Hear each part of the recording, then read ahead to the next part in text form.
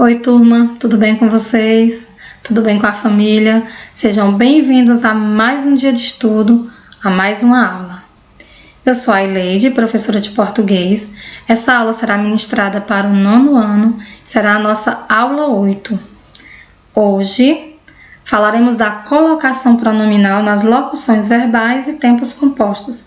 Esse conteúdo é complementar do conteúdo anterior, colocação pronominal e seu emprego, próclise, mesóclise e ênclise.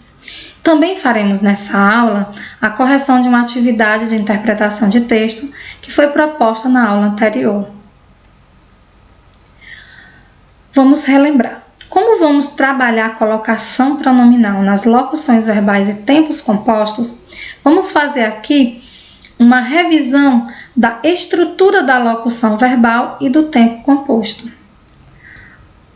A locução verbal. A locução verbal são dois verbos que equivalem a um e é estruturado da seguinte forma: verbo auxiliar, que é um verbo flexionado, ser e estar são os principais, mas outros verbos também podem exercer esse papel de verbo auxiliar, mais um verbo principal que aparece na forma de infinitivo ou na forma de gerúndio. Lembrando que infinitivo termina em R, gerúndio termina em NDO. Já o tempo composto são também dois verbos que equivalem a um, onde temos um auxiliar, que é flexionado, verbo ter e haver nesse caso, mais um verbo principal que aparece na forma de particípio. Forma de particípio, o particípio é terminado em dó. Então, vamos ver o exemplo. Hoje iremos jantar fora. Aqui nós temos iremos jantar, que são os dois verbos, onde o auxiliar iremos está flexionado e jantar é o verbo principal, no infinitivo, termina em R. Então, nós temos uma locução verbal. Todos estão elogiando a apresentação. Estão elogiando são os dois verbos, onde eu tenho o auxiliar, estão, flexionado, e elogiando, no gerúndio, é o verbo principal. Portanto, também temos uma locução verbal. Maria tinha preparado o almoço. Temos aqui os dois verbos, o auxiliar ter, na forma verbal tinha, e preparado, particípio, então verbo principal, temos, portanto, um tempo composto. Reafirmando, locução verbal, verbo auxiliar mais verbo principal no infinitivo ou gerúndio, tempo composto, verbo auxiliar mais verbo principal no particípio. Agora sim, vamos ver a colocação pronominal em relação aos tempos compostos e locuções verbais. De acordo com a norma padrão, o pronome pessoal oblíquo átono, ele pode estar com relação à locução verbal. Você pode perguntar, se eu tenho dois verbos, onde eu devo colocar o pronome pessoal oblíquo átono? Com relação ao auxiliar, com relação ao principal, onde fica? Qual a posição? Nas locuções verbais, onde nós temos um verbo auxiliar e um verbo principal, o pronome pessoal oblíquo átono pode ficar antes do auxiliar, portanto, proclítico a esse auxiliar, depois do auxiliar, portanto, enclítico, ou depois do verbo principal, enclítico com relação ao principal. Então, nós temos três possibilidades: antes do auxiliar, depois do auxiliar ou depois do verbo principal. Vejamos o exemplo. Se eu tiver, eu quero contar a verdade. Aqui eu tenho dois verbos, o auxiliar, o principal no infinitivo. Então, eu tenho uma locução verbal. Eu tenho três possibilidades de colocação do pronome pessoal oblíquo átono. Vamos usar o pronome li. Então, ele pode ficar aqui antes do auxiliar, depois do verbo auxiliar ou depois do verbo principal. Portanto, eu lhe quero contar a verdade, eu quero lhe contar a verdade ou eu quero contar-lhe a verdade. Neste outro exemplo, ainda temos uma locução verbal. Ele estava falando a verdade. Por que uma locução verbal? Olha a estrutura. Verbo auxiliar, está. Verbo principal, falando. No gerúndio, termina em NDO. Então, eu tenho uma locução verbal. Onde eu posso colocar o pronome pessoal oblíquo átono? Antes do auxiliar, depois do auxiliar ou depois do verbo principal. Assim, eu posso ter: eu lhe estava falando a verdade, ele estava lhe falando a verdade ou ele estava falando-lhe a verdade. Lembrando que se esse termo, ele, não aparecesse, essa possibilidade de colocá-lo antes do auxiliar também desaparece. Por quê? Por causa daquele princípio de que não se inicia a oração com pronome pessoal oblíquo átono. E nos tempos compostos, eu tenho a mesma orientação? Vale a mesma colocação? Vejamos. No tempo composto, eu tenho um verbo auxiliar, um verbo principal, no particípio. Então, quais as possibilidades de colocação? Eu posso colocar o pronome pessoal oblíquo átono antes do verbo auxiliar, depois desse verbo auxiliar, mas nunca depois do verbo principal que está no particípio. Entenderam? Só duas possibilidades, antes ou depois do verbo auxiliar. Vejamos. Se eu tenho eu tinha contado a verdade, eu tenho os dois verbos auxiliar e principal no particípio, portanto, tempo composto. As possibilidades que eu tenho de posição do pronome: antes do auxiliar ou depois do auxiliar. Depois do principal, nunca. Eu lhe tinha contado a verdade ou eu tinha lhe contado a verdade. Atenção! Se o verbo auxiliar estiver no futuro do presente ou futuro do pretérito, lembram que nós estudamos? Mesóclise acontece quando o verbo estiver no futuro do presente ou futuro do pretérito. Então, se tivermos um auxiliar em um desses dois tempos, vai ocorrer a mesóclise. Aí você me pergunta, e o pronome vai para o meio de qual verbo? Do auxiliar, que é o verbo que se encontrará flexionado. Então, no caso aqui, teria contado é o tempo composto. O auxiliar teria está no futuro do pretérito. Então, ao usar o pronome, nós teremos uma mesóclise. O pronome vai para o meio desse verbo, aquela mesma orientação. Pega essa forma verbal, abre bem no infinitivo, põe o pronome e depois o restante da desinência. Então, teríamos ter-lhe-ia contado a verdade. Caso aparecesse aqui um fator de próclise, se nós tivéssemos uma palavra atrativa que atraísse o pronome, como ficaria o pronome pessoal oblíquo átono nessas locuções e tempos compostos? Vamos ver.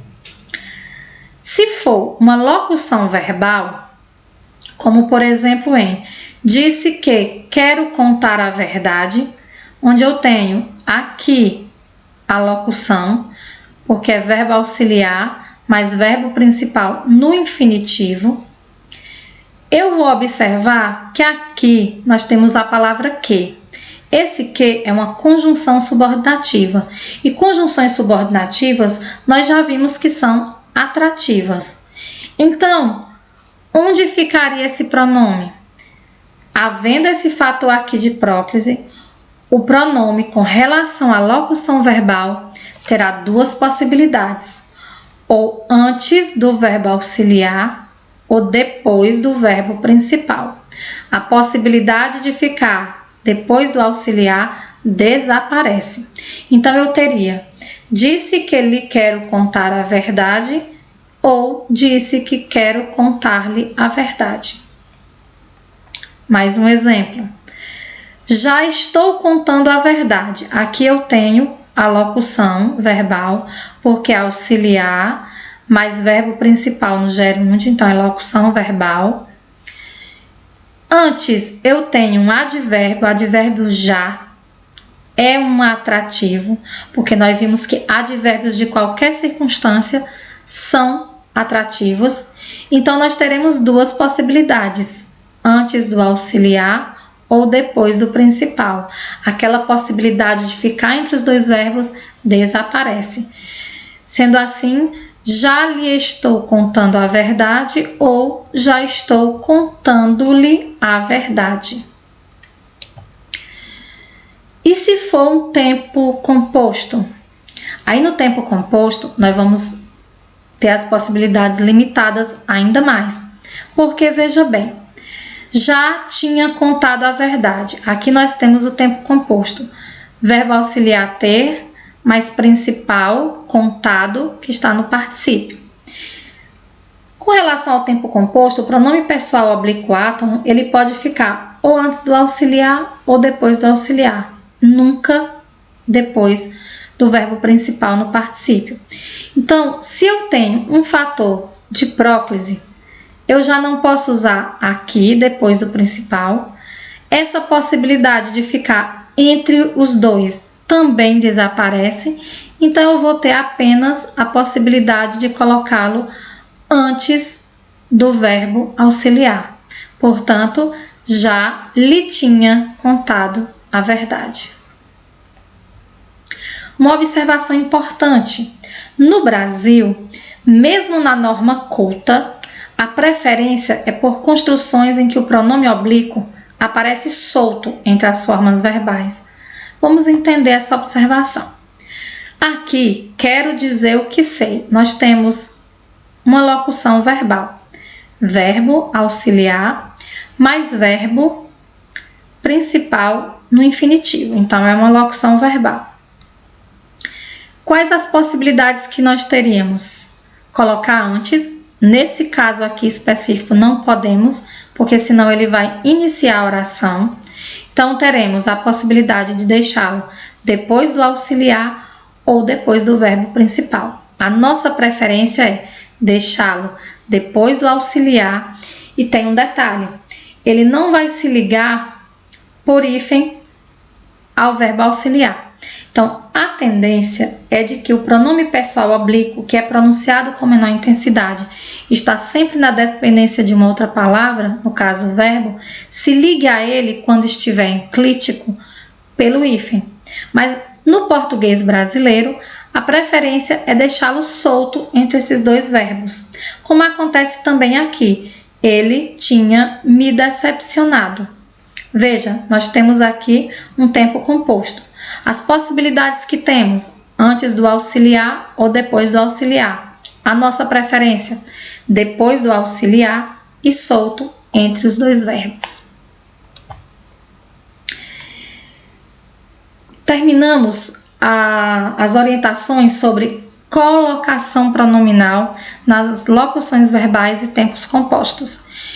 Essas orientações serão trabalhadas em atividades em aulas posteriores, juntamente com o emprego da próclise, mesóclise e ênclise, que já foi também estudado.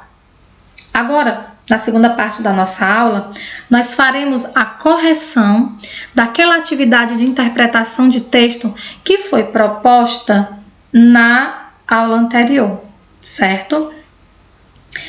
Qual era a atividade? Ler o texto A da página 12 e 13 do livro volume 2 e responder às questões 1, 2, 3 e 4 da página 16 com relação a esse texto A.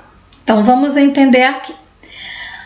O texto A está lá no início da unidade 3. Essa unidade 3 do nosso livro traz como gênero em estudo os relatos orais de experiências pessoais.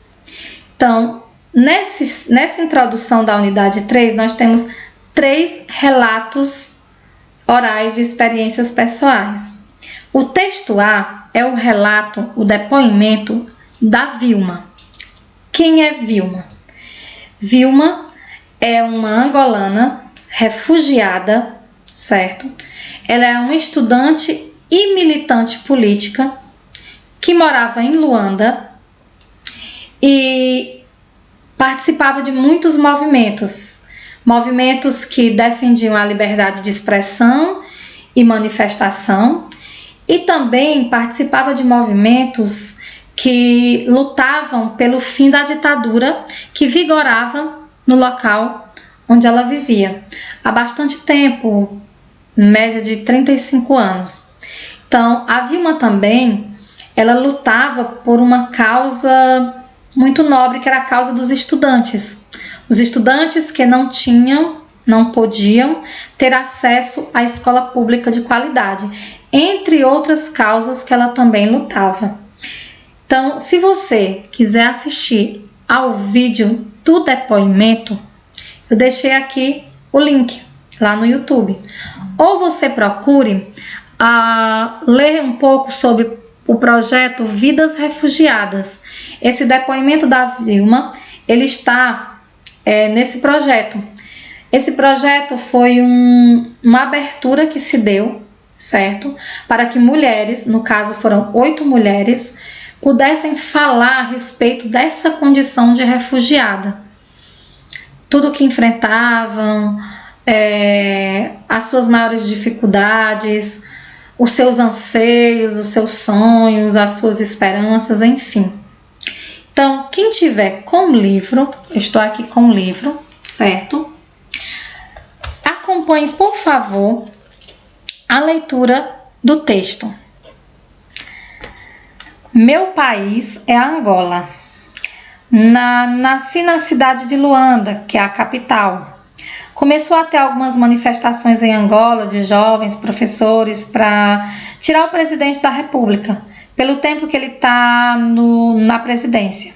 Aí eles queriam fazer o quê? Queriam amedrontar o povo. Então fazer o quê? Já que vocês vão fazer manifestação, então vamos bater em vocês.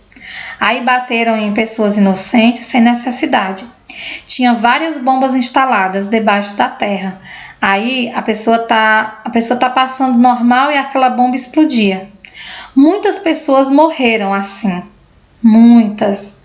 Isso depois da Guerra Civil.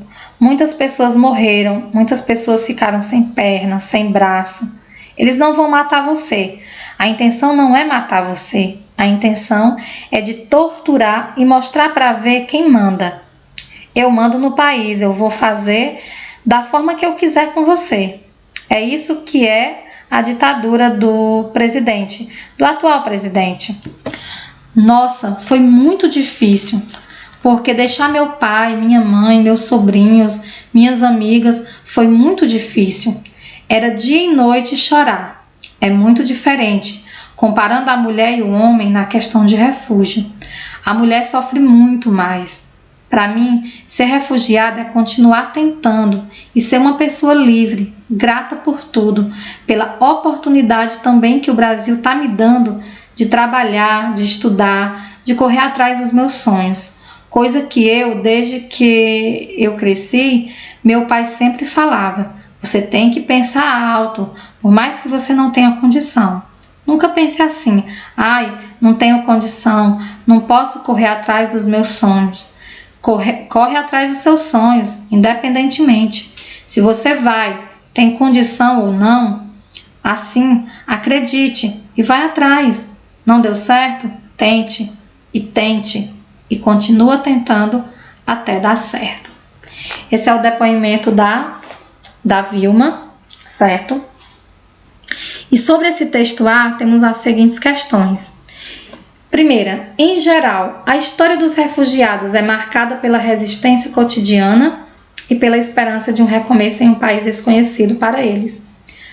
Letra A, você concorda com essa afirmação? Por quê? Já vou aproveitar e ler também a letra B, que pergunta, em sua opinião, como vivem os refugiados e por que se encontram nesta condição? Olha, essas duas respostas são pessoais, mas nós vamos discutir um pouco a respeito para que vocês possam formular as respostas de vocês. Essa primeira questão, ela levanta a problemática do refúgio e a falta de informação e preconceito sobre os refugiados. Esses refugiados, eles são pessoas que foram forçadas a deixar seu país de origem por causa de temor de perseguição por motivos de raça, de religião, de nacionalidade, de grupo social, de opinião política ou até mesmo por razão de grave e generalizada violação de direitos humanos e conflitos armados. Então, quando a Vilma fala de toda a dificuldade que enfrentou, ela fala dessa resistência cotidiana. Quando ela fala que tem que tentar, tem que sonhar e tentar de novo, ela tem uma certa esperança de recomeço, mesmo que seja em um país desconhecido, de uma cultura diferente da sua. 2. Vilma sofreu perseguição política. Segundo ela, como estava a situação dos angolanos no período em que precisou sair de seu país?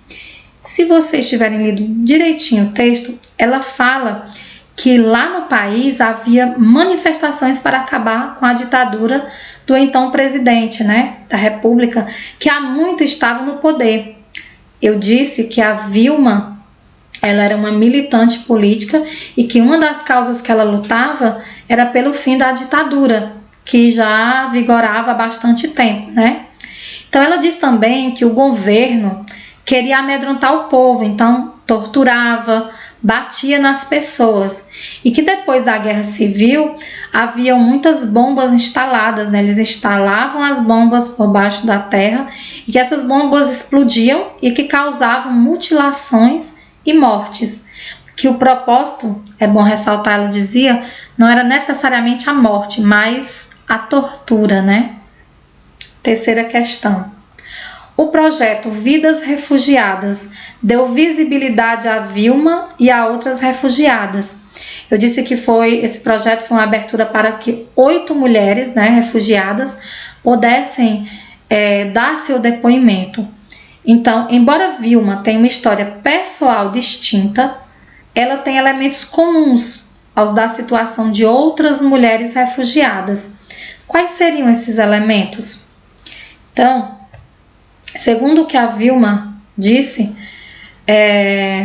comparando toda essa questão dos refugiados, a Vilma e outras mulheres, elas sofreram perseguição, elas precisaram abandonar seu país de origem e tiveram coragem de viver em um país com outra cultura, sem os amigos, sem os familiares. Então, esse é o ponto em comum entre essas mulheres. A Vilma, ela ressalta lá no texto, no seu depoimento, que foi muito difícil deixar o pai, a mãe, a família, os amigos, Quarta questão. Segundo Vilma, há diferenças entre o homem e a mulher refugiada? Justifique essa afirmação com um trecho do relato dela. No trecho do relato, ela diz o seguinte: é muito diferente, comparando a mulher e o homem na questão de refúgio. A mulher sofre muito mais. Então, na opinião da Vilma, a mulher sofria muito mais do que o homem refugiado. Para a próxima aula, gostaria que vocês lessem os textos, dando continuidade a esse nosso estudo sobre os relatos orais de experiências pessoais. Lessem o texto B e C, que se encontram nas páginas 14 e 15 do livro volume 2, e que também respondessem as questões 1 e 2 sobre o texto B e C. São 2 questões sobre o texto B e 2 questões sobre o texto C. Estão na página 16. A correção será feita na próxima aula. Bom, mais uma aula, mais um conhecimento adquirido. Espero que vocês continuem fazendo as atividades propostas, continuem estudando, persistam. A persistência é o caminho do êxito, tenho certeza disso. Bom estudo, fiquem bem e até a próxima aula.